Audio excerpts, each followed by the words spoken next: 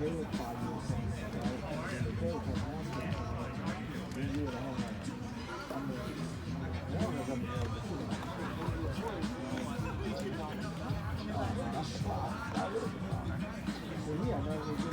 right, we're out the field today. It's off season. Field's a little bit rough, but we're hanging with Coach Keatley, kind of continuing on with our Infield series.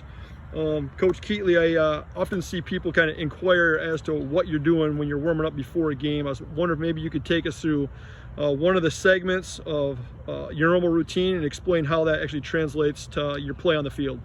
Yeah, absolutely. So one of the main components that I do in my warm-up will be a box step, also known as an L step or a square step. Now, before we do this, you need to know that there are two types of footwork. Footwork that we do before we field and footwork that we do after the field.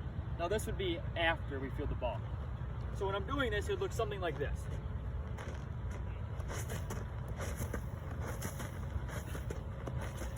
All right, cool. So like there's a lot going on there. Can you maybe like take me through what the actual process, what are your feet doing? What's the actual pattern you're doing?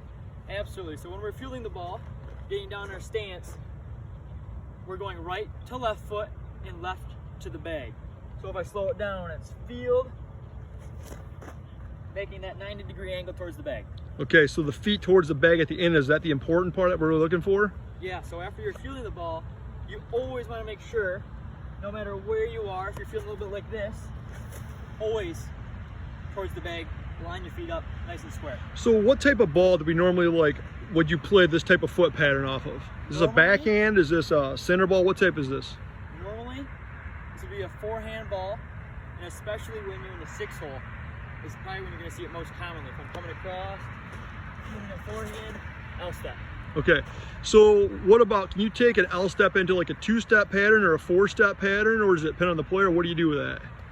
I personally usually do it in a 2-step pattern, meaning that after I field it, I throw right away, because usually if it's a forehand ball, it's going to take longer for the ball to travel, more time for the runner to get down to the base. Got it. So I know a lot of these footwork patterns translates into other play on the field. Is there anything else you can do with this right to left, left to bag type of pattern? Absolutely. It's very common to turning a double play when you're at shortstop getting a ground ball from either second or first. Can you give us a quick demo of the same pattern? Yeah, I'll show you over here.